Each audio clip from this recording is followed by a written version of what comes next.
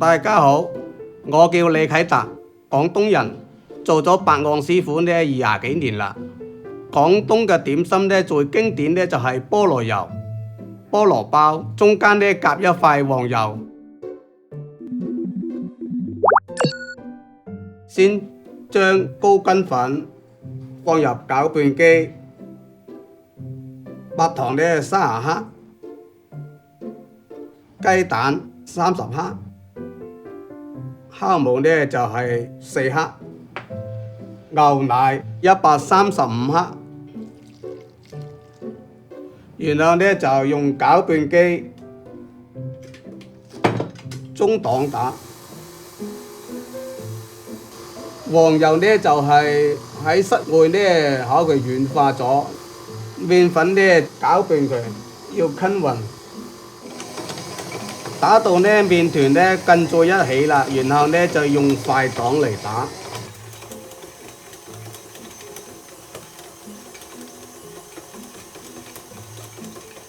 麵團呢打咗20分鐘呢，而家呢嗰個麵團呢就可以呢拉開呢啲厚厚嗰啲薄片，然後就可以放啲黃油啦。然後呢就用快檔再繼續打。麵團呢放咗黃油呢打多5、6分鐘，打成呢個麵團呢可以呢拉成呢薄薄嘅薄片，能夠呢拉出嚟透明嘅，咁就 OK 啦。然後呢就用保鮮膜包起佢，恆溫度10零20分鐘。而家呢趁個麵團呢醒發嘅時候，就將嗰個菠蘿包嘅酥皮而家呢開始做啦。黃油呢已經呢軟化好啦，然後將砂糖倒落去呢順方向攪拌，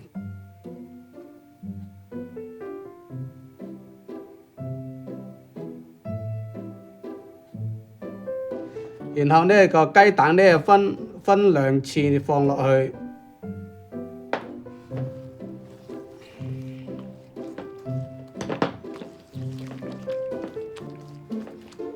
攪拌嘅時候一定要記得要同一個方向。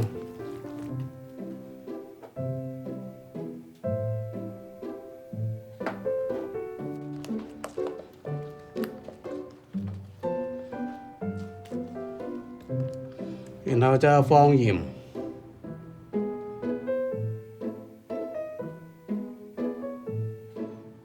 攪拌完呢，然後就可以篩麵粉入去啦。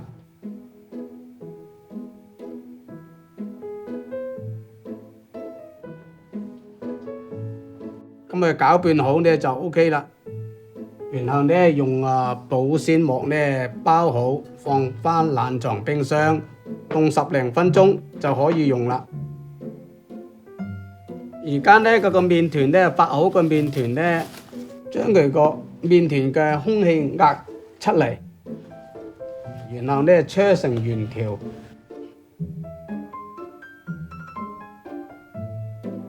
然後呢就可以出題啦。出個題呢，每個隻呢都大小要均勻。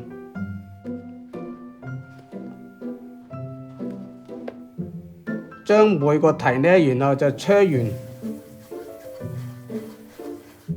搓好嘅各個題呢，然後重新再搓一次，將佢嗰個麵團個空氣呢排出去，同埋表面呢比較光滑啲，使個菠蘿包看出來呢比較鬆軟。搓完好啦，然後用保鮮膜將佢封好，醒發到2倍大。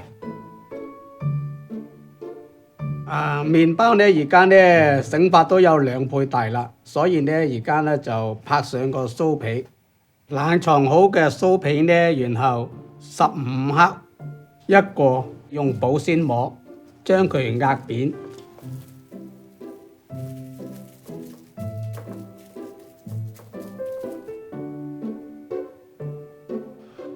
放上嗰個菠蘿包個表面上，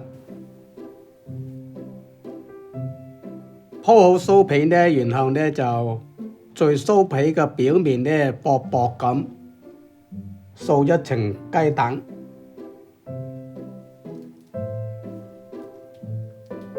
然後用牙籤喺酥皮表面呢畫啲菱形，畫得菱形呢就一格一格呢，看出嚟個酥皮呢比較鬆化啲，咁就似個菠蘿包啦。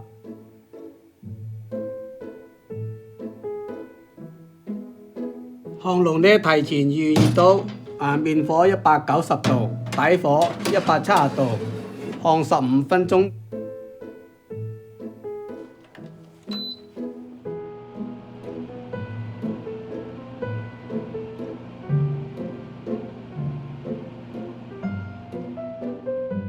菠蘿包烘出嚟呢，放涼一下，然後呢喺中間呢鋸開，然後呢就放一片黃油落去，菠蘿油呢就做好啦。食菠蘿包呢，最好呢就係配呢凍嘅檸檬茶，咁就非常之好食啦。